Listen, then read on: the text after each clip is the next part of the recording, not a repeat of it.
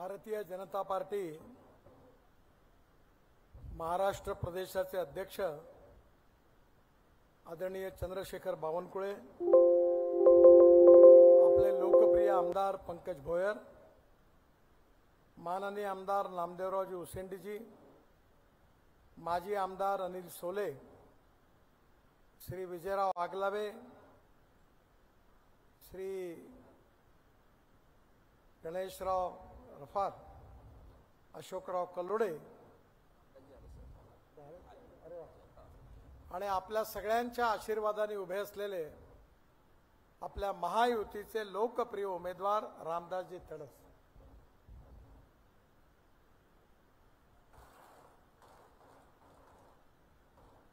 बऱ्याच दिवसानंतर मला सेलूमध्ये येण्याची संधी मिळाली.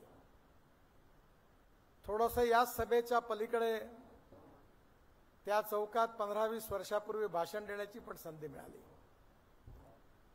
पण आज सेलू बदललेला आहे, वर्धाही बदललेला आहे. केवळ रस्ते बदललेले नाही आहेत, तर शेतकरी आणि शेतकऱ्याचा स्वभाव आणि त्याचा व्यवसाय पण बदललेला आहे. 1947 साली आपल्याला स्वातंत्र्य मिळालं, त्यावेळी महात्मा गांधींनी आपल्या इथे अनेक वेळा त्यांचा मुक्काम पण या जिल्ह्यात होता. गांधीजींनी एक सूत्र दिलं होतं, ते सूत्र होतं ग्रामोद्योग, कुटीर उद्योग, लघु उद्योग, हँडलूम, हँडीक्राफ्ट्स. आणि गांधीजींच्या आर्थिक चिंतनाचा आधार होता की we need maximum production with the involvement of maximum number of persons. जास्तीत जास्त लोकांच्या सहभागातून जास्तीत जास्त उत्पादन आपल्याला करायचं आहे, हे सूत्र गांधीजींनी आपल्या आर्थिक रचनेमध्ये मांडलं होतं. पण पंडित जवाहरलाल नेहरू देशाचे प्रधानमंत्री झाले आणि त्याआधी आपल्याला माहिती असेल, वर्धेकरांना नीट परिचय होता की आपल्या देशामध्ये 3 प्रकारचे विचार परिवार होते. एक होता काँग्रेसचा विचार परिवार, समाजवादाचा नारा घेऊन काँग्रेस पुढे जात होती पंडित नेहरूंच्या नेतृत्वाखाली. दुसरा विचार परिवार जो होता तो डॉक्टर राम मनोहर लोहिया यांच्या नेतृत्वाखाली संयुक्त समाजवादी आणि प्रजा समाजवादी पार्टी होती. आणि तिसरं कम्युनिस्ट पार्टी, मार्क्सिस्ट, रायटिस्ट आणि लेफ्टिस्ट. आपल्या वर्धेवरून अनेक वेळा रामचंद्र घंगारे निवडून आले, अनेक वर्ष त्यांनी नेतृत्व केलं. कोणाच्याही प्रामाणिकपणाबद्दल प्रश्न नव्हता, पण या देशाचं भविष्य कसं घडवायचं आहे याच्यावरचे हे 3 वेगवेगळे मतप्रवाह होते. या कम्युनिस्ट पार्टीचे घंगारे साहेब प्रमुख होते, बर्धन साहेब प्रमुख होते. ती कम्युनिस्ट पार्टी आता समाप्त होण्याच्या स्थितीमध्ये आली आहे. मला चीनमध्ये जाण्याची संधी मिळाली आणि रशियात पण जाण्याची संधी मिळाली. चीनमध्ये गेल्यानंतर माझ्या लक्षात आलं की केवळ कम्युनिस्ट पार्टीचा लाल झेंडा बाकी होता, बाकी कम्युनिस्ट पार्टी संपली. तिथले जे नॉन रेसिडेन्शियल चायनीज होते, मंगोलियन वंशाचे NRC म्हणावं त्यांना, कारण NRI म्हणजे इंडियन झाले. त्या सगळ्यांनी जगातून श्रीमंत होते ते त्यांनी मोठी इन्व्हेस्टमेंट आणली आणि लाल बावट्याच्या चीननी लेनिन आणि मार्क्सिस्टला सोडून अमेरिकाचा लिबरल आर्थिक नीतीचा स्वीकार केला. रशियानी पण आपला विचारधारा सोडली. लेनिन पासून तर जेवढे काही होते ते सगळे विचार सोडले. तुम्हाला जर कधी संधी मिळाली तर रशियाच्या बॉर्डरवर एक हंगेरी नावाचा देश आहे आणि त्या देशाची जी राजधानी आहे, त्या राजधानीमध्ये मी गेलो होतो. त्यावेळी एका बगीच्यामध्ये 60-70 दगडी पुतळे कोपऱ्यात ठेवले होते. मी विचारलं हे पुतळे कोणाचे आहेत, तर त्यांनी सांगितलं कम्युनिस्ट पार्टीच्या नेत्यांचे आहेत. लोकांमध्ये आक्रोश तयार झाला, लोकांनी सगळे पुतळे उखडून फेकले आणि सगळे शहरातले पुतळे एका बगीच्यात कोपऱ्यात ठेवले आहेत. म्हणजे कम्युनिस्ट पार्टीची विचारधारा संपली. डॉक्टर राम मनोहर लोहिया यांच्या नेतृत्वाखाली जॉर्ज फर्नांडिस, मधुलिमे, SM जोशी, अनेक खासदार होते, मधु दंडवते, या सगळ्यांनी समाजवादी पार्टी आणि प्रजा समाजवादी पार्टीवर आपली विचारधारा ठेवली. पण काळाच्या ओघात समाजवादी पार्टी संपली. जनता पार्टीमध्ये समाजवादी होते, एक दिल के तुकडे हुए हजार, कोई यहाँ गिरा कोई वहां गिरा, अशी समाजवादी पार्टीची हालत झाली. आणि काँग्रेस पार्टीने जे मॉडेल आपल्या समोर ठेवलं होतं त्या मॉडेलची काय परिणती झाली? गरिबी वाढली, भूकमरी वाढली, बेरोजगारी वाढली. आणि जे शेतकरी एकेकाळी महात्मा गांधी म्हणायचे की 90% आबादी गावात राहते, 25 ते 30% आबादी गावं सोडून शहराकडे गेली. आज गावात राहायला कोणी तयार नाही, कारण गावात जायला प्यायला पाणी नाही आहे, गावात चांगले रोड नाही आहे, गावात वीज नाही आहे, गावात चांगली शाळा नाही आहे, गावात चांगलं महाविद्यालय नाही आहे, शेतकऱ्याच्या मालाला किंमत नाही आहे, तरुण मुलाच्या हाताला काम नाही आहे. आणि त्यामुळे आता गावात कोणी राहायला तयार नाही. आपल्याला माहिती असेल की आज परिस्थिती अशी आहे की कुठली तरुण मुलगी लग्न करायचं असेल तर तिला चपराशी चालतो, बाबू चालतो, पण शेतकरी चालत नाही, अशी परिस्थिती निर्माण झाली. याचं कारण शेतीवर, ग्रामीण अर्थशास्त्रावर, ग्रामीण अर्थनीतीवर अन्याय केला गेला. जी धोरणं स्वीकारल्या गेली, सरकारी पैशातून मोठमोठे स्टील प्रोजेक्ट, पॉवर प्रोजेक्ट आले, पण हे प्रोजेक्ट सरकारने करण्याची गरज होती का? मला अनेक वेळा माहिती आहे, मी आपले ते एवढे 30,000 कोटी रुपयाचा रस्ता बांधला, हा कुठून नागपूर पासून तर रत्नागिरीपर्यंत बांधला, पण हा पैसा सरकारचा नाही आहे. मी असं मॉडेल तयार केलं की सरकारी पैसा फक्त कुठे खर्च करायचा. मी ज्यावेळी महाराष्ट्रामध्ये मंत्री होतो, मी मुंबईमध्ये 55 उड्डाणपूल बांधले, समुद्रामध्ये वरळी बांद्रा सीलिंग प्रोजेक्ट बांधला, मुंबई पुणे एक्सप्रेस हायवे बांधला, आणि हा सगळा पैसा कॅपिटल मार्केटमधून लोकांकडून उभा केला, टोल घेतला, पैसे वापस केले. आणि जे बजेटमध्ये पैसे होते ते सगळे महाराष्ट्र सरकारचे पीडब्ल्यूडी मिनिस्टर म्हणून मी ते सगळे पैसे महाराष्ट्रातल्या 16,000 गावांना पक्क्या रस्त्यांनी जोडण्याकरता खर्च केले. ज्या ठिकाणी पब्लिक प्रायव्हेट इन्व्हेस्टमेंट येते तिथे कशाकरता सरकारी बजेटचा पैसा खर्च करण्याची गरज आहे? सरकारी पैसा त्या ठिकाणी खर्च करण्याची गरज होती की ज्या ठिकाणी सरकारी विशेषतः पैसा जो आहे त्याच्यात प्रायव्हेट पब्लिक इन्व्हेस्टमेंट येत नाही, तिथे खर्च करायचा. हे सुंदर बस स्टेशन बांधलं, पण आता नवीन कन्सेप्ट आला. या बस स्टेशनमध्ये आतमध्ये मॉल बांधला, त्यानंतर रेस्टॉरंट बांधले, पार्किंग तयार केलं, तर बस स्टेशन फुकटात निघालं आणि लोकांना एअर कंडिशन बस स्टेशनमध्ये बसण्याची संधी मिळाली. मग हे कशाकरता सरकारी पैशातून करायचं? पण एखाद्या गावातला जिथे 50 लोकांसाठी बस स्टेशन बांधाय तिथे कोणी प्रायव्हेट पब्लिक येणार नाही, तिथे सरकारी पैशातून बांधू. ड्रेनेजच्या पाईपलाईन सरकारी पैशातून बांधू, पिण्याच्या पाण्याच्या योजना सरकारी पैशातून बांधू. पण या बाबतीमधलं पूर्ण नियोजन चुकलं. मी 50 लाख कोटी रुपयाची कामं या 10 वर्षात केली, 50 लाख कोटी रुपयाची. पण ही सगळी कामं करत असताना मी शिपिंग मंत्री होतो.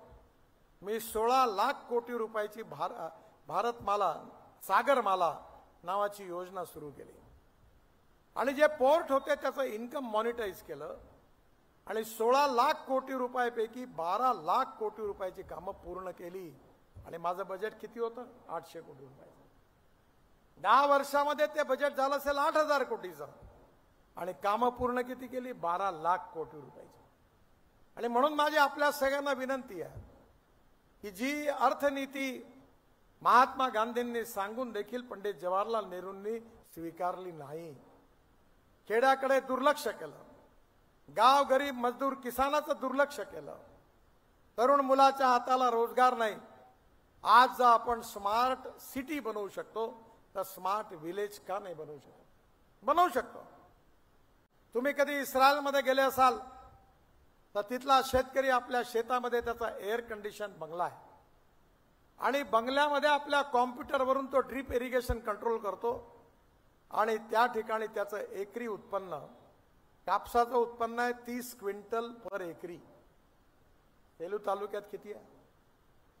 H4 आलं, H6 आलं, वरलक्ष्मी आलं, L147 आलं, नंतर निमकर आलं. खूप फवारे मारले. मी एकदा विद्यार्थी असताना H4 लावलं होतं. खूप चांगलं उत्पन्न आलं. त्या काळामध्ये मला 1,10,000चा कापूस झाला. मला खूप आनंद झाला. पण मी जेव्हा हिशोब केला तेव्हा 95,000 रुपयाचा खर्च झाला. मग प्रॉफिट काय? आणि म्हणून आपल्याला शेतकऱ्याला जर खऱ्या अर्थाने समृद्ध संपन्न करायचं असेल तर एक्सपेंडिचर कॉस्ट, खर्च कमी केला पाहिजे. माझ्याकडे CNGवर चालणारा ट्रॅक्टर आहे. डिझेलवर जिथे वर्षाला लाख, सव्वा लाख रुपये खर्च होतात, CNGवर फक्त 40,000 रुपये खर्च होतात. मी ट्रान्सपोर्ट मंत्री आहे.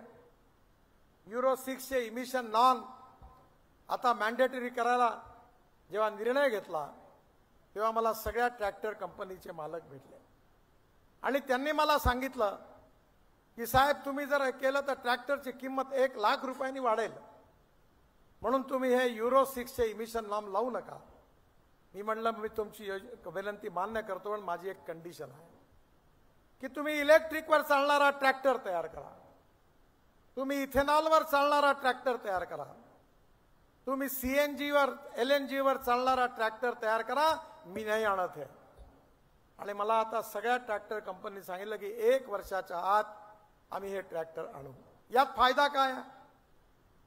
आपल्या इथे तुराट्या, पराठ्या, तणस, बगास याच्यापासून देशात 300 प्लांट आता सुरू होत आहेत.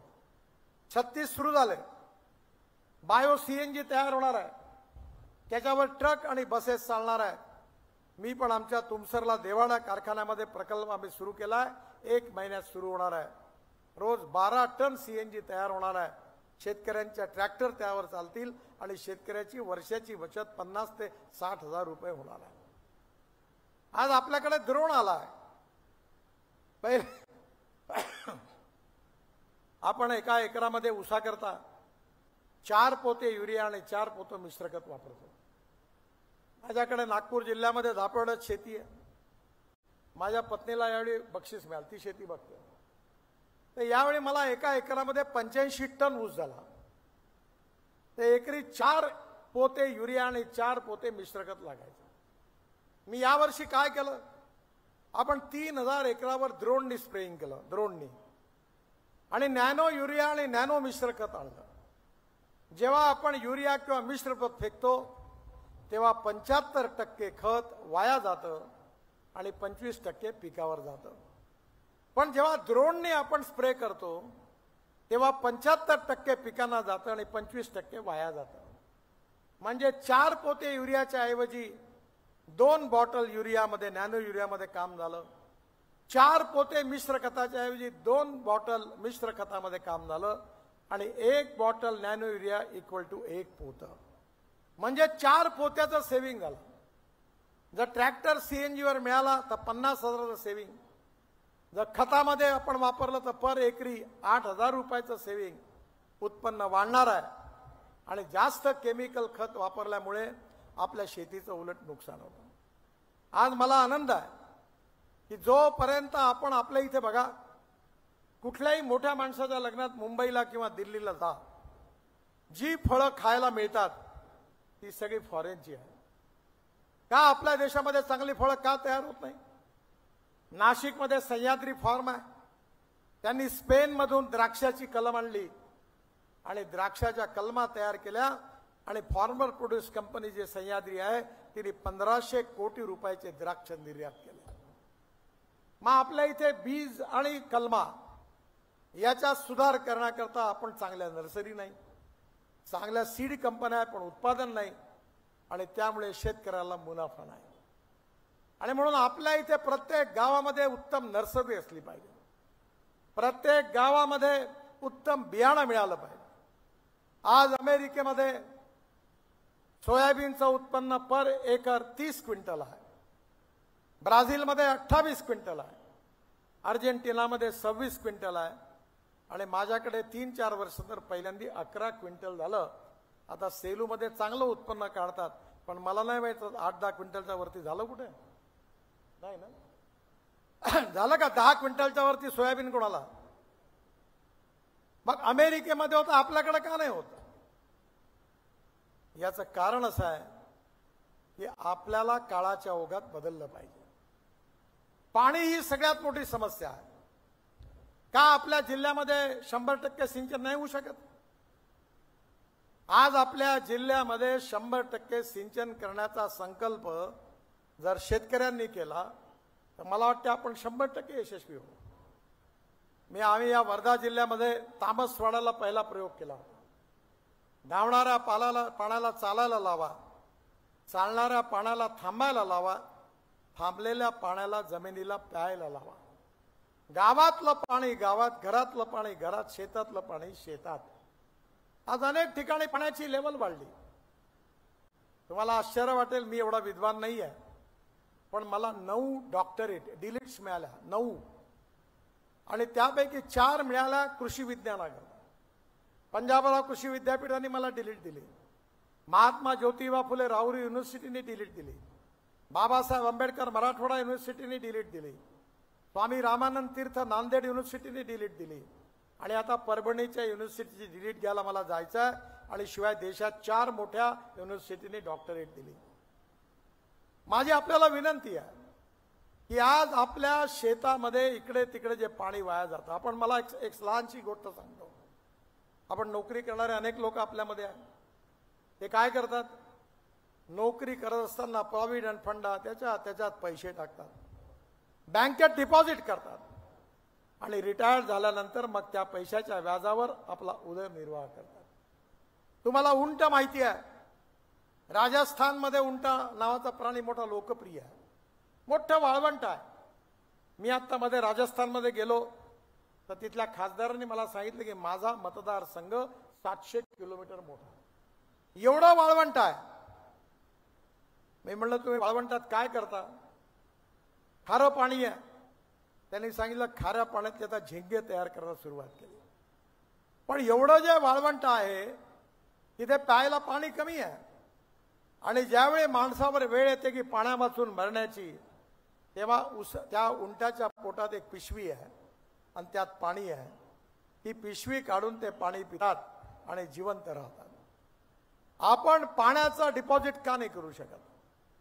पुरामध्ये आपलं नुकसान होतं. पूर आल्यामुळे आपल्या गावातली घरं उद्ध्वस्त होतात, शेतकऱ्यांचं पीक उद्ध्वस्त होतं. पण आपण जर पाण्याचं नियोजन नीट केलं, सगळीच मोठी धरणं बांधणं शक्य नाही आहे, पण धावणाऱ्या पाण्याला अडवलं, जमिनीत जिरवलं, तर माझा व्यक्तिगत अनुभव तुम्हाला सांगतो. माझ्याकडे 60 एकर शेती आहे धापेवाड्याला. 3 विहिरी होत्या आणि विहिरीच्या पंपावर MSCBची वीज कधी येते कधी जाते अशी होती. कंटाळून गेलो होतो. मग 3ही ठिकाणी आता मी आमच्या नदी आणि नाल्याचं खोलीकरण, रुंदीकरण केलं, पाणी आतमध्ये मुरवलं, आणि आता माझ्याकडे 7.5 हॉर्स पॉवरचे 3 पंप आहेत. आणि माझ्या विहिरीचं पाणी 10 तास चालतं. सगळं ड्रीप इरिगेशन आहे आणि माझे उत्पन्न 2.5 पटीने वाढ झाली. आणि म्हणून माझी आपल्या सगळ्यांना विनंती आहे की भारत सरकारतर्फे आम्ही सोलर पंपाची योजना आणली. मला 7.5 हॉर्स पॉवरचा एक पंप केवळ 37,000 रुपयात मिळाला. बावनकुळे साहेब जेव्हा ऊर्जा मंत्री होते तेव्हा त्यांनी अनेक योजना आणल्या ऊर्जा सोलर पंपाच्या. 8 लाख पंप आले आणि त्या पंपामुळे आज 10 तास पाणी मिळू शकतं. आणि जर तुम्ही जलसंवर्धनाचा कार्यक्रम केला तर आपल्या विहिरीला 10 तास पाणी मिळालं, आणि तुम्ही जर ड्रीप इरिगेशन केलं तर आपल्या तालुक्यामध्ये 100% सिंचन झाल्याशिवाय राहणार नाही. मला अतिशय आनंद आहे की मी पण प्रयत्न केला होता, आणि विशेषतः आपले आमदार पंकज भोयर यांनी पण प्रयत्न केला. मी 2-3दा देवेंद्रशी चर्चा केली. बोर प्रकल्पामध्ये 10,000 हेक्टर सिंचन होतं, गाळ साचला होता, नाल्याबरोबर काम करत नव्हत्या. त्याचा प्रकल्प आता मंजूर झालेला आहे आणि 10,000 हेक्टरवरून 16,000 हेक्टरवर आपलं सिंचन जाणार आहे. धाम प्रकल्प केवळ 3000 हेक्टर होतं.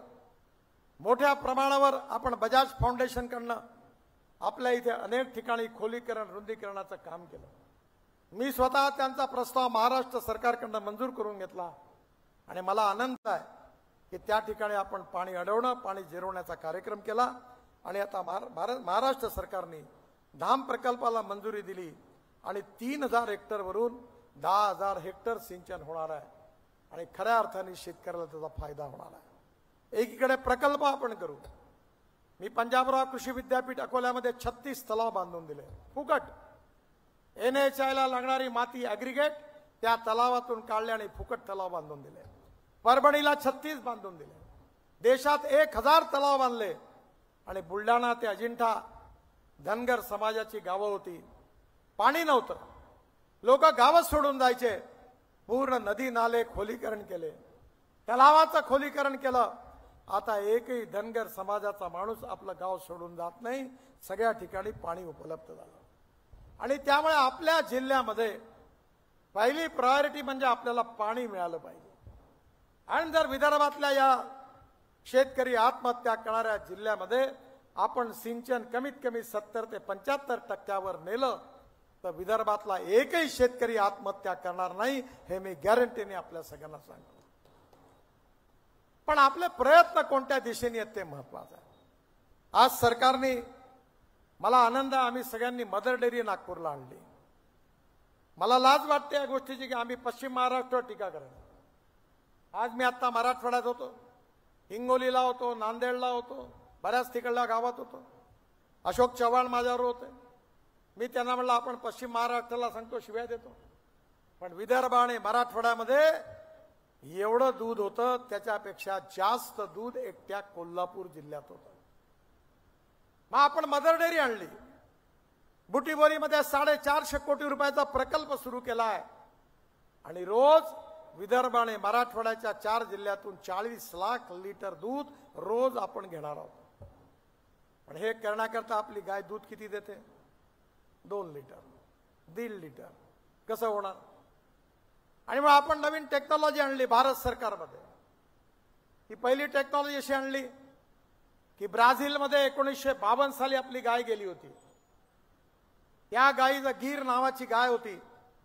त्यांनी संशोधन केलं आणि त्या गायीचं वाण आता तिथे 60 लिटर दूध देत आहे.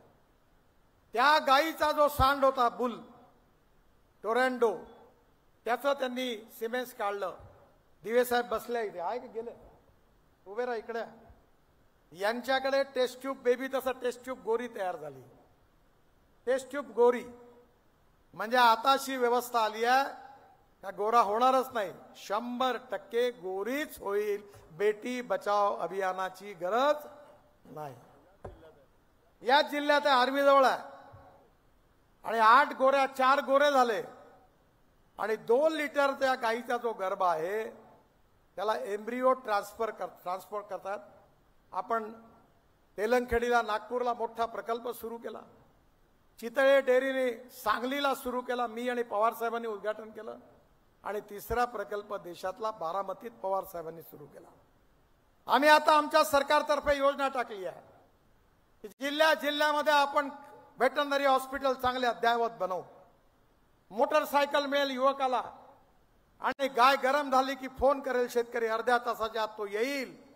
गीर, साईवाल, राठी या गायच्या सांडाचं जे सिमेंस आहे, ज्याच्या आईचं दूध 50 लिटर पेक्षा जास्त आहे, ते आपण त्या गाईला इंजेक्ट करू आणि 100% गोरीच होईल आणि गोरी 25 लिटर दुधाची होईल. आज आपल्या भागामध्ये आपण फार्मर प्रोड्यूस कंपन्या सुरू केल्या. आज आपल्या इथे नेपियर ग्रास लोक लावायला लागले. दिवे साहेबांनी पण त्यांच्याकडे केला. मशीन आणल्या आणि वर्षभर हिरवा चारा आपल्या गोरांना मिळू शकतो. ते गवत कापतात, प्लास्टिकच्या याच्यात गोल याच्यात बांधतात आणि वर्षभर ठेवतात आणि मग ते गवत हळूहळू वापरतात. या ठिकाणी पशुखाद्य तयार करायला मी मदर डेअरीला सांगितलं आहे की आपण आपल्या इथली सरकीची ढेप स्वस्तात आहे, जवसाची ढेप स्वस्तात आहे, सोयाबीनची महाग आहे, राईस हस आहे. इथे जे पदार्थ आहे त्याचा फॉर्म्युला तयार करा आणि 20 ते 21 रुपये किलोनी पशुखाद्य प्रोटीन युक्त शेतकऱ्यांना मिळालं पाहिजे याची व्यवस्था आता मदर डेअरी करते.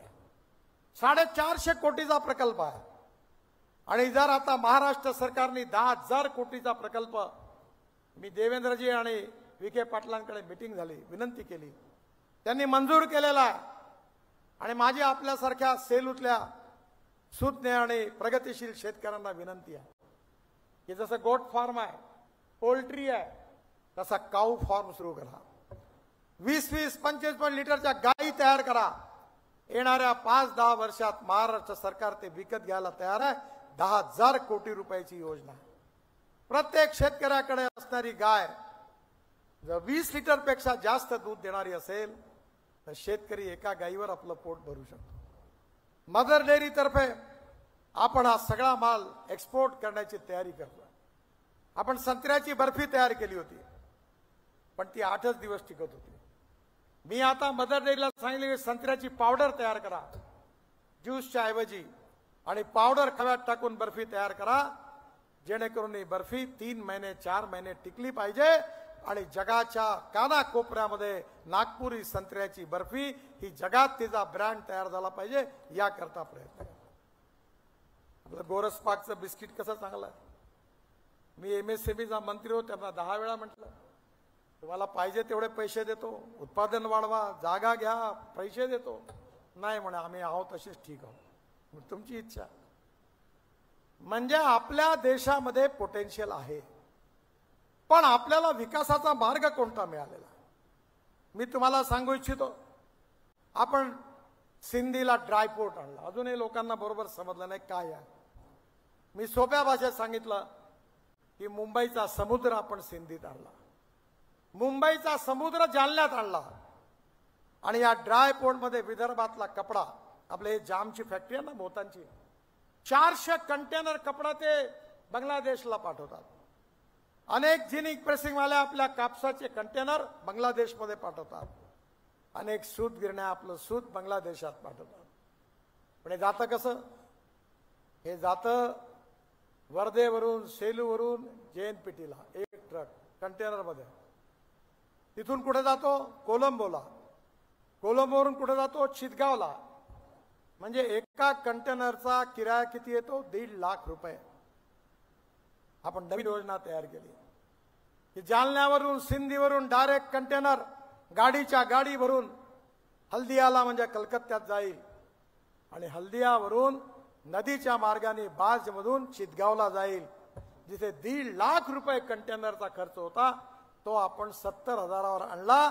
आता विदर्भाचा कापूस, सूत, जिनिंग प्रेसिंगच्या गाठी या डायरेक्ट बांगलादेशला जातील आणि विदर्भाच्या शेतकऱ्याच्या कापसाला जास्त भाव मिळेल. हा सिंधी पोर्टचा उपयोग आहे. आपण 300 किसान रेल सुरू केल्या. केळी, संत्र 50% सबसिडी दिली. आपल्या जगामध्ये आपला माल कसा नेता येईल, कोल्ड स्टोरेज कसे तयार होतील,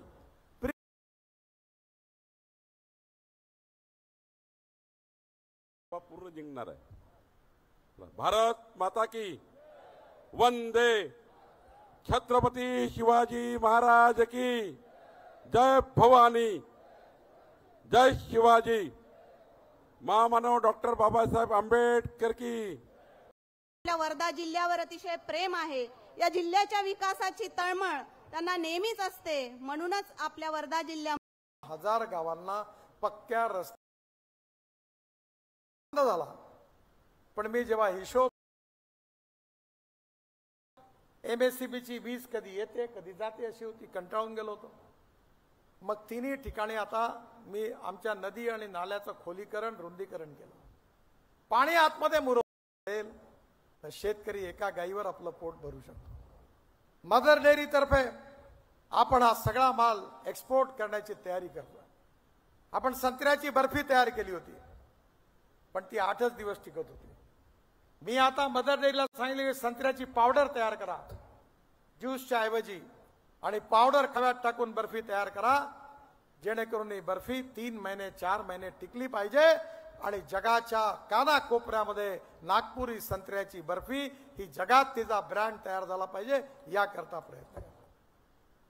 आपलं गोरसपाकचं बिस्किट कसं चांगलं आहे. मी MSMEचा मंत्री होतो, त्यांना 10 वेळा म्हटलं तुम्हाला पाहिजे तेवढे पैसे देतो, उत्पादन वाढवा, जागा घ्या, पैसे देतो.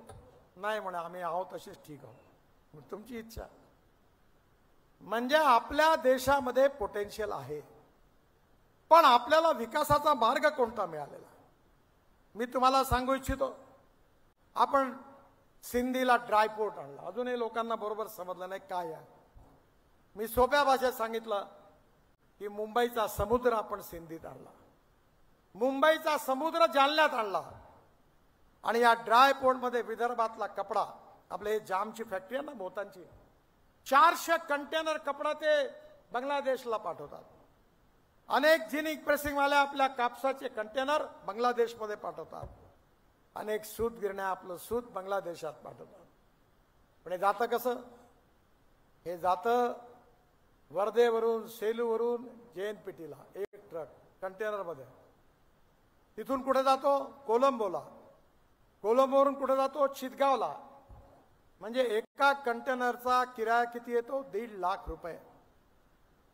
आपण नवीन योजना तयार केली की जालन्यावरून, सिंधीवरून डायरेक्ट कंटेनर गाडीच्या गाडी भरून हल्दियाला म्हणजे कलकत्त्यात जाईल, आणि हल्दियावरून नदीच्या मार्गाने बार्जमधून चितगावला जाईल. जिथे 1.5 लाख रुपये कंटेनरचा खर्च होता तो आपण 70,000वर आणला. आता विदर्भाचा कापूस, सूत, जिनिंग प्रेसिंगच्या गाठी या डायरेक्ट बांगलादेशला जातील, आणि विदर्भाच्या शेतकऱ्याच्या कापसाला जास्त भाव मिळेल. हा सिंधी पोर्टचा उपयोग आहे. आपण 300 किसान रेल सुरू केल्या. केळी, संत्र 50% सबसिडी दिली. आपल्या जगामध्ये आपला माल कसा नेता येईल, कोल्ड स्टोरेज कसे तयार होतील, प्री कुलिंग प्लांट कसे तयार होतील, आपल्याकडे जेव्हा भाव कमी असेल तेव्हा स्टोरेज कसं करता येईल, आणि भाव जास्त होतील तेव्हा विकता कसं येईल, याचे भंडार उघडण्याची गरज आहे. मला आनंद आहे की ड्रायपोर्ट निश्चितपणे आपल्या उपयोगाचा. इथेनॉलवर चालणारा ट्रॅक्टर, इलेक्ट्रिकवर चालणारा ट्रॅक्टर, CNG वर चालणारा ट्रॅक्टर आपली बचत करणारा, बीज, नर्सरी याच्याकरता सरकारच्या योजना आहेत. आणि एवढंच नाही तर ड्रोन मध्ये आपण महिला बचत गटाला 15,000 ड्रोन दिले.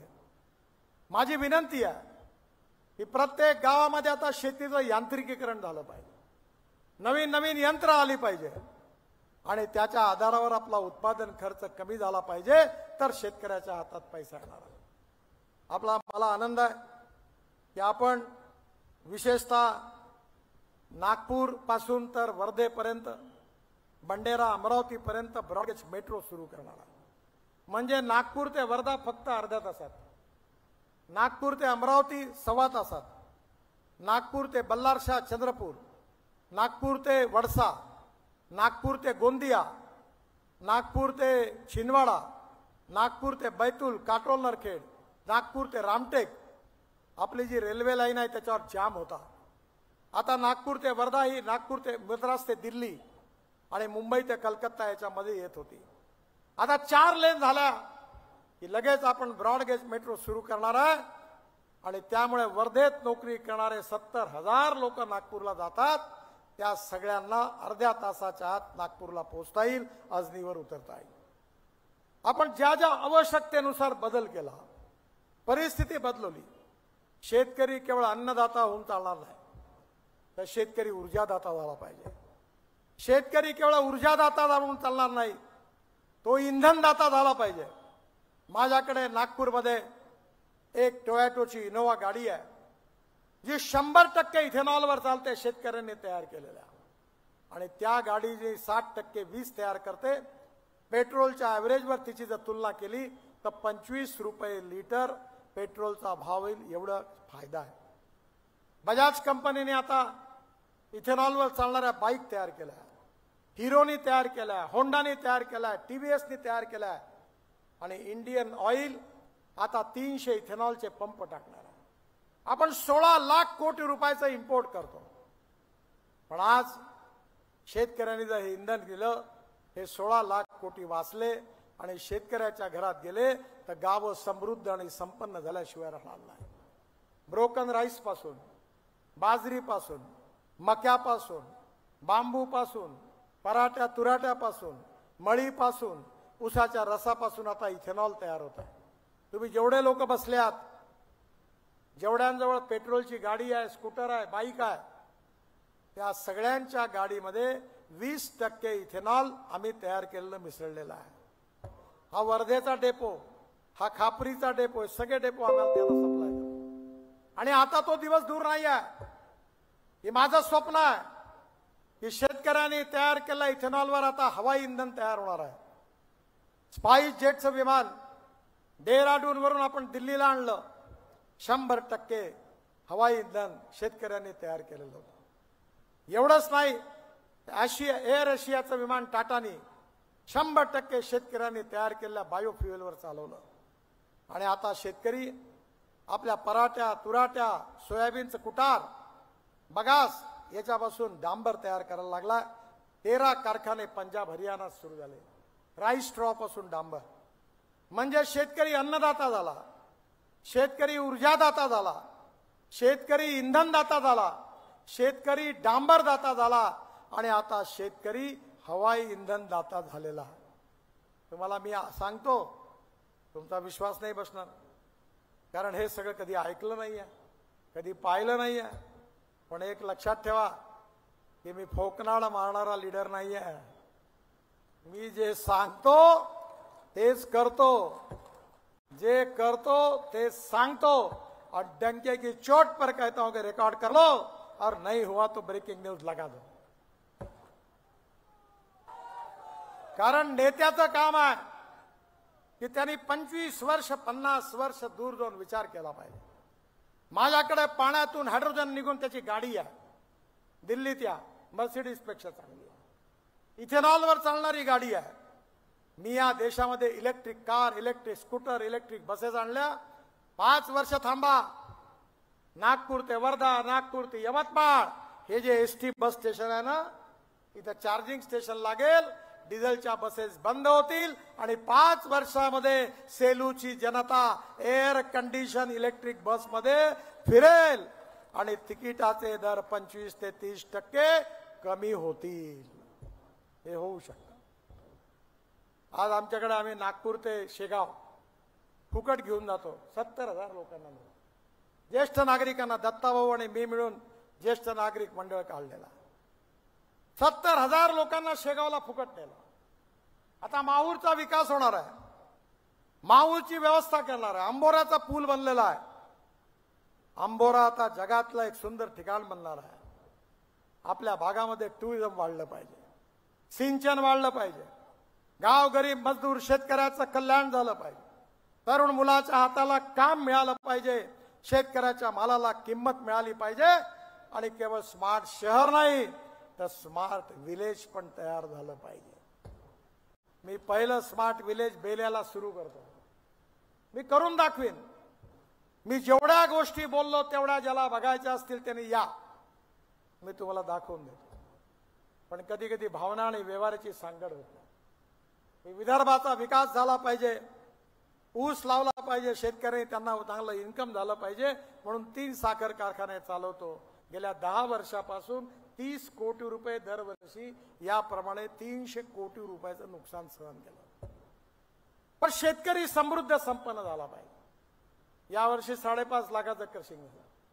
जोपर्यंत 10 लाखाचं क्रशिंग होत नाही तोपर्यंत साखर कारखाना लॉसमध्ये राहणार. पण मी हे चालवलं. इथेनॉल मधून, विजेतून मिळालेल्या पैशावर कर्ज फेडलं, कारण माझ्या मनात तळमळ होती की या शेतकऱ्याचं कल्याण झालं पाहिजे, शेतकऱ्याच्या आत्महत्या थांबल्या पाहिजे.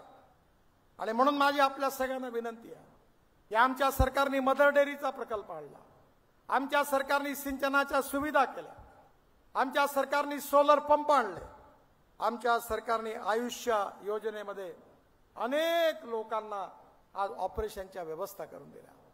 अनेक, मी तर नागपूरमध्ये 1,14,000 लोकांना, दिव्यांगांना आणि ज्येष्ठ नागरिकांना मदत केली. एवढंच नाही, आत्ता मला वर्धेत भेटला की किडनी ट्रान्सफर करायची आहे.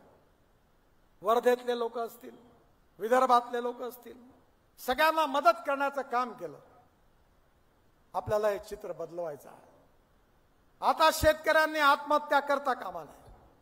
आणि ज्या काही शेतकऱ्यांनी आत्महत्या केल्या होत्या त्याचा संबंध काँग्रेस पक्षाच्या चुकीच्या आर्थिक धोरणाशी होता. ती धोरणं आता बदलली आहे आणि ती धोरणं जर पुढे राबवायची असेल आणि तुम्ही सगळ्यांनी जर भारतीय जनता पार्टीला आणि एनडीएला आशीर्वाद दिला तर हाला वेळ लागेल. काम कठीण आहे पण अशक्य नाही. पुन्हा एकदा तो दिवस पाहायला मिळेल की सेलू मधला मुलगा नागपूरमध्ये, मुंबईमध्ये, पुण्यामध्ये गेला असेल तो पुन्हा वापस येईल. स्मार्ट विलेज बनेल, स्वच्छ विलेज बनेल, 24 तास वीज राहील सोलरवरची, चांगले घरं राहतील, शेतकरी समृद्ध संपन्न होईल, तरुण मुलाच्या हाताला काम मिळेल, गावात चांगली शाळा होईल, सिंचनाच्या सुविधा प्राप्त होईल आणि मग लोक शहराकडून पुन्हा एकदा गावाकडे येतील. तो दिवस आता दूर नाही आहे. आपल्या देशामधली रुरल ऍग्रिकल्चर इकॉनॉमी बदलली पाहिजे. शरद जोशी नेहमी सांगत होते की आता ग्लोबल इकॉनॉमीमध्ये आपण आहोत.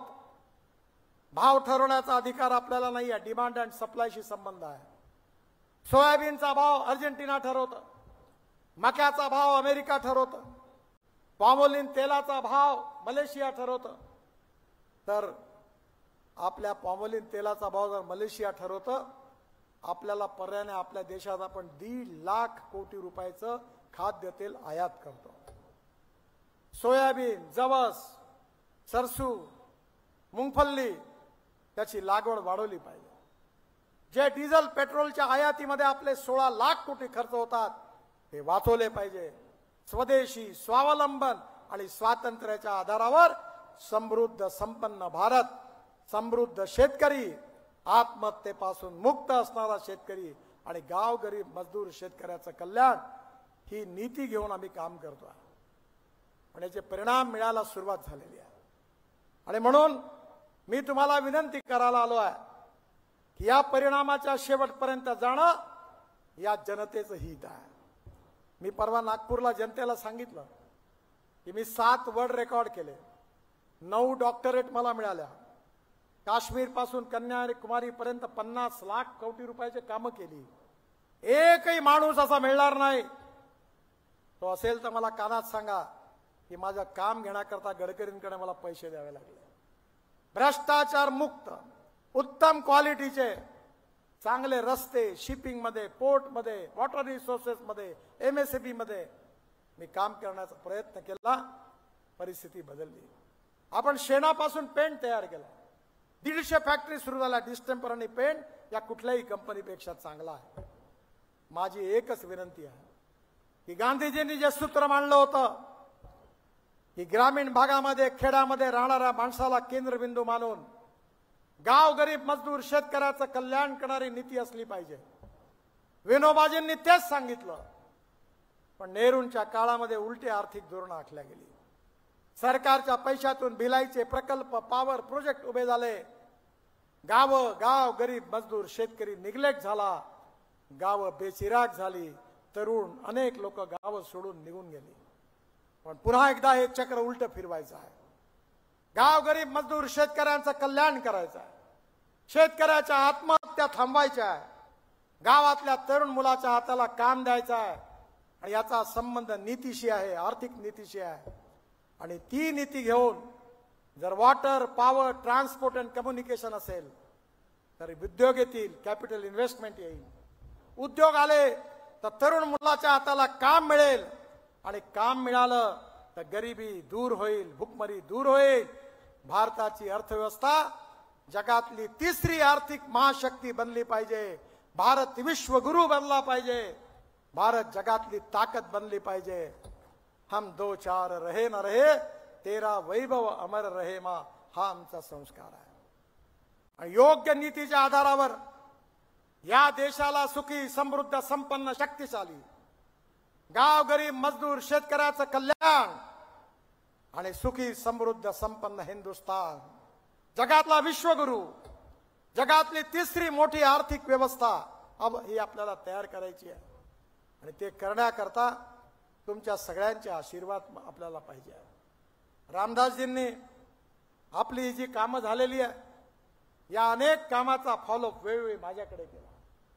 या वर्धेच्या पुलाकरता अजूनही झाला नाही ना पूर्ण, अद्याप होईल. एवढे रेल्वेवाले नालायक आहेत, किती दिवस त्रास दिला. म्हणजे मी नेहमी म्हणतो, माझ्या घरासमोर एक रस्ता होता, तो बांधायला मला 12 वर्ष लागले, केळीबाग रोड. आणि मुंबई दिल्ली हायवे 1 लाख कोटीचा 1385 किलोमीटर मी 2.5 वर्षात बांधून पूर्ण केला. तसा रेल्वेचा पूल वर्धेचा. आता मी बोलत नाही पब्लिकली, पण रामदासजींना खूप वेळा सल्ला दिला, लावा कनपटात 2-4. आता झाले म्हणतात ते, 8 दिवसात चालू होईल म्हणतात. दत्ताभाऊंनी मला विनंती केली तेव्हा मी तो पूल मंजूर केला होता. पण इथल्या प्रत्येक कामाचं फॉलोअप रामदासजी करतात, ब्लॅक स्पॉट शोधतात, रोडची कामं, सिंचनाची कामं, शेतकऱ्यांचे प्रश्न सायलेंटली मांडत असतात. लोकसभेत त्यांनी वर्धेच्या पुलाचा प्रश्न 3 वेळा मांडला. या भागात सायलेंटली वर्धा जिल्ह्याचा आणि या लोकसभा क्षेत्राचा विकास करण्याचा त्यांनी प्रयत्न केला. आणि ते जरी असले तरी त्यांच्या मागे माझी ताकद उभी आहे, मोदीजींची ताकद उभी आहे, आमच्या दोघांची गॅरंटी आहे. हे जातीपातीचं राजकारण करू नका. माणूस हा जातीने मोठा नसतो, माणूस हा गुणांनी मोठा असतो. या समाजातली छुवाछूत, अस्पृश्यता, जातीयता समूळ नष्ट झाली पाहिजे आणि मानवतेच्या आधारावर आर्थिक समता आणि सामाजिक समता प्रस्थापित झाली पाहिजे. मी तर ओपनली सांगत होतो कि जो करेगी जात की बात उसको कसके पड़ेगी लात. मी सांगितलं, नागपुर मेरा परिवार है, मैं नागपुर का हूं और नागपुर की जनता मेरा परिवार है. गरीब माणसाची आमची कमिटमेंट आहे. गरीब गरीब असतो, गरीबाला धर्म जात पंथ धर्म नसते. ज्या भावात मुसलमानाला पेट्रोल विकत मिळतं त्याच भावात हिंदूला विकत मिळतं. जातीपातीचं राजकारण करू नका, विकासाचं राजकारण करा. या देशाचं भविष्य बदलवायचं आहे. या बळीराजाचं, या शेतकऱ्याचं भविष्य बदलवायचं आहे. त्याला कर्जमुक्त करायचं आहे. स्मार्ट शहर आणि स्मार्ट विलेजेस तयार करायचे आहेत. 75 ते 80% सिंचन करायचं आहे. प्रत्येक शेतकऱ्याला पाणी मिळालं पाहिजे अशी व्यवस्था करायची आहे. प्रत्येक शेतकऱ्याकडे सोलर पंप लावायचा आहे. ड्रीप इरिगेशन करायचं आहे. शेतकऱ्याचं उत्पन्न 3 पटीने वाढवायचं आहे आणि गावं समृद्ध आणि संपन्न करायची आहे. हे पूर्ण करण्याकरता तुम्ही पुन्हा एकदा रामदासजींना आशीर्वाद द्या, कमळाच्या फुलाची बटन दाबा. आणि एक सांगायला विसरलो, हे अपप्रचार करून राहिले कि भाजपा वाले चुनकर आएंगे तो बाबा साहब का संविधान बदल देंगे. मी लॉचा ग्रॅज्युएट आहे. केशवानंद भारती केस मध्ये सुप्रीम कोर्टाचे चीफ जस्टिस आणि 7 न्यायमूर्तींनी निर्णय दिला आहे की salient features of the constitution cannot be change. घटनेचे मूलभूत तत्व बदलता येणार नाही. कोणाचंही सरकार हो, कोणी प्रधानमंत्री हो. Freedom of speech, fundamental right, democracy, समाजवाद, धर्मनिरपेक्षता ही जे मूल तत्व आहे ते कोणतंही सरकार आलं तरी बदलवता येणार नाही. हा सुप्रीम कोर्टाच्या 7 जस्टिस आणि चीफ जस्टिसचा निर्णय आहे. बदलण्याचा प्रश्नच उद्भवत नाही. आणि हे काँग्रेसवाले, एक गाणं होतं ना, जब भी जी चाहे तो नई दुनिया बसा लेते हैं लोग, एक चेहरे पे कई चेहरे लगा लेते हैं लोग. हे तुम्हाला येऊन सांगून राहिले की बाबासाहेबांचं संविधान बदलणार आहे.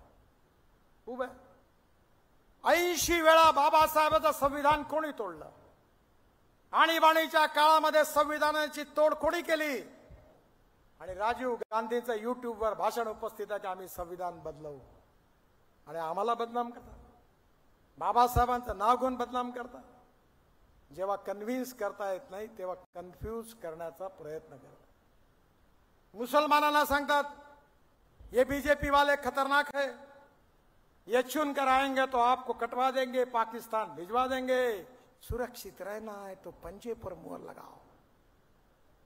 मला सांगा, उज्ज्वला योजनेचे गॅसचे सिलेंडर सगळ्यांना मिळाले, भेदभाव झाला. आयुष्य योजनेत फायदा सगळ्यांना मिळाला, भेदभाव झाला. सगळ्यांच्या अकाउंटमध्ये पैसे मिळाले, भेदभाव झाला. रेशनचं धान्य सगळ्यांना मिळालं, भेदभाव झाला नाही झाला, पण मुद्दामून खोटा प्रचार करतात. कुठल्याही अपप्रचारावर विश्वास ठेवू नका आणि रामदासजींना पुन्हा एकदा प्रचंड मताने विजयी करा आणि तुमच्या विकासाचं जे मॉडेल आहे, जी नीती आहे, ज्याच्यामुळे शेतकरी शेतमजुराचं भविष्य बदलणार आहे, ती धोरणं त्याला शक्ती देण्याकरता भारतीय जनता पार्टी आणि एनडीएला विजयी करा, रामदासजींना विजयी करा अशी विनंती करतो आणि माझं भाषण संपवतो. धन्यवाद. माझ्याबरोबर जोरात म्हणा